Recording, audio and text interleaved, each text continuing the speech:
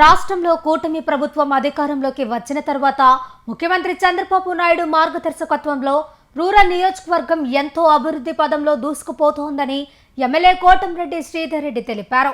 నెల్లూరులో ఆయన విలేకరుల సమావేశం నిర్వహించారు. ఈ సందర్భంగా ఆయన మాట్లాడుతూ ఈ నెల 15వ తేదీ ఉదయం 8 గంటలకు నియోజకవర్గ వ్యాప్తంగా 17 కోట్ల రూపాయల అంచనా వ్యయంతో 168 అభివృద్ధి పనులకు శంకుస్థాపన చేయనున్నట్లు ప్రకటించారు. ఈ 168 చోట్ల ప్రజాప్రతినిధులు కాకుండా ఆయా ప్రాంతాలలోని సామాన్య ప్రజలే శంకుస్థాపనలుగా వ్యవహరిస్తున్నారని తెలిపారు. తెలుగుదేశం, జనసేన, బీజేపీ కూటమి నేతలు అతిథులుగా హాజరై ప్రజల సమక్షంలో ఈ పనులు ప్రారంభిస్తారని ఆయన వెల్లడించారు.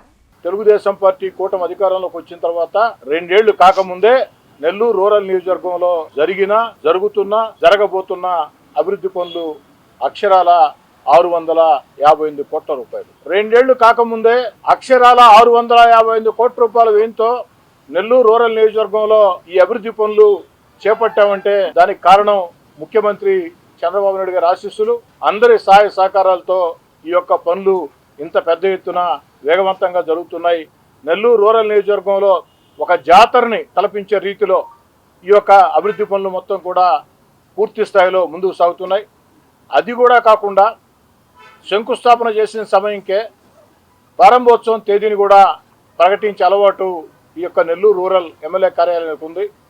చెప్పిన తేదీ ప్రకారం ప్రారంభించి ప్రజలకు అందిస్తున్నామంటే దానికి కారణం క్షేత్రస్థాయిలో ఉన్నటువంటి తెలుగుదేశం పార్టీ, అదేవిధంగా బీజేపీ, జనసేన నాయకులు, తెలుగుదేశం పార్టీ క్లస్టర్ ఇన్ఛార్జీలు, కో క్లస్టర్ ఇన్ఛార్జీలు, డివిజన్ అధ్యక్షులు, యూనిట్ ఇన్ఛార్జీలు, అనుబంధ సంఘాల అధ్యక్షులు, పార్టీ వివిధ స్థాయిల్లో ఉన్న నాయకులు అందరూ కూడా ఎక్కడికక్కడ తెలుగుదేశం, బీజేపీ, జనసేన ముగ్గురిని కూడా సమన్వయం చేసుకుని క్షేత్రస్థాయిలో ఆ యొక్క పనుల మీద అంకిత భావంతో దృష్టి పెట్టబట్టే ఇది సాధ్యమవుతుంది. ఈ యొక్క శంకుస్థాపనలో ఎక్కడికెక్కడ స్థానిక ప్రజలే ప్రారంభించి స్థానికంగా ఉన్న తెలుగుదేశం, బీజేపీ, జనసేన నాయకులే ముఖ్య అతిథులుగా ముందుకు సాగుతూ ఉన్నాం.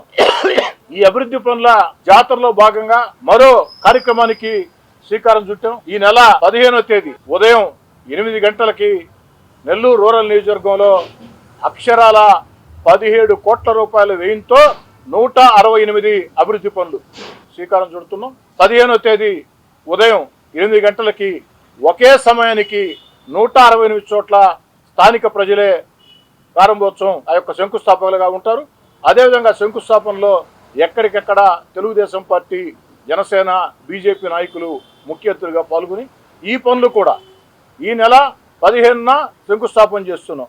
60 రోజుల్లో అంటే మే 15 నుంచి జూన్ 15, జూలై 15 60 రోజుల్లో పూర్తి చేసి ప్రజలకు అందించే బాధ్యత తీసుకుంటున్నామని చెప్పని మీ అందరి ముందు కూడా సవినయంగా మనవి చేస్తూ ఇంతటి అభివృద్ధికి కారకులైనటువంటి గౌరవ ముఖ్యమంత్రి చంద్రబాబు గారికి మరోసారి ప్రత్యేకంగా ధన్యవాదాలు తెలియజేస్తూ ఈ వయసులో కూడా ఈ రాష్ట్రం కోసం ఇంత కష్టపడుతూ గత వైఎస్ఆర్ కాంగ్రెస్ పార్టీ విధానాలతో రాష్ట్రం ఆర్థికంగా దివాలా తీసిన, రాష్ట్రంలో ఉన్నటువంటి అన్ని వ్యవస్థలు గత వైఎస్ఆర్ కాంగ్రెస్ పార్టీ హయాంలో దిగజారిన అన్నింటినీ కూడా గాడిని పెడుతూ తన అపార పరిపాలన అనుభవంతో రాష్ట్రాన్ని ముందుకు నడిపిస్తూ ఒక పక్క అభివృద్ధి కార్యక్రమాలు, మరో పక్క సంక్షేమ కార్యక్రమాలు, మరో పక్క ఎన్నికల్లో ఇచ్చిన హామీలు ఒక్కొక్కటి నెరవేర్చుకుంటూ వస్తూ అన్నిటికీ మించి ఏదైతే ఆంధ్ర రాష్ట్రం ప్రపంచంలో రాజధాని లేని రాష్ట్రం ఒకటే, అది ఒక ఆంధ్రప్రదేశ్.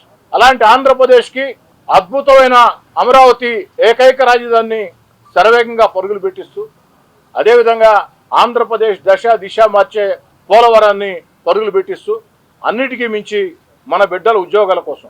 ఎందుకని చెప్తున్నానంటే నేను గతంలో చాలాసార్లు చెప్పున్నా, మళ్ళీ కూడా చెప్తాం.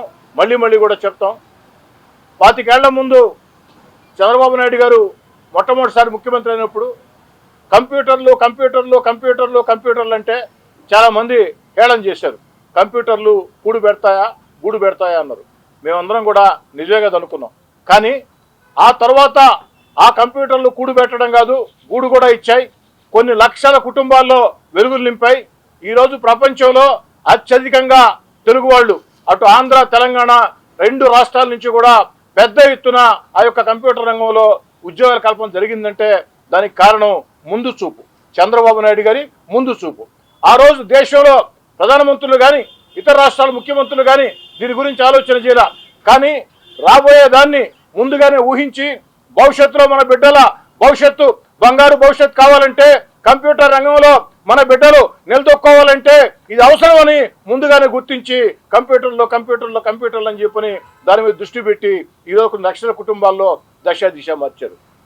అందుకే చంద్రబాబు గారిని గత వైఎస్ఆర్ కాంగ్రెస్ పార్టీ పాలనలో అక్రమంగా అరెస్ట్ చేస్తే ఒక ఆంధ్ర రాష్ట్రం కాదు, భారతదేశంలోని అన్ని రాష్ట్రాలు కాదు, దేశ విదేశాల్లో కంప్యూటర్ ఆ యొక్క చదువుకుని ఉద్యోగాలు చేస్తున్న ఆ బిడ్డలందరూ కూడా వీధుల్లోకి వచ్చారు.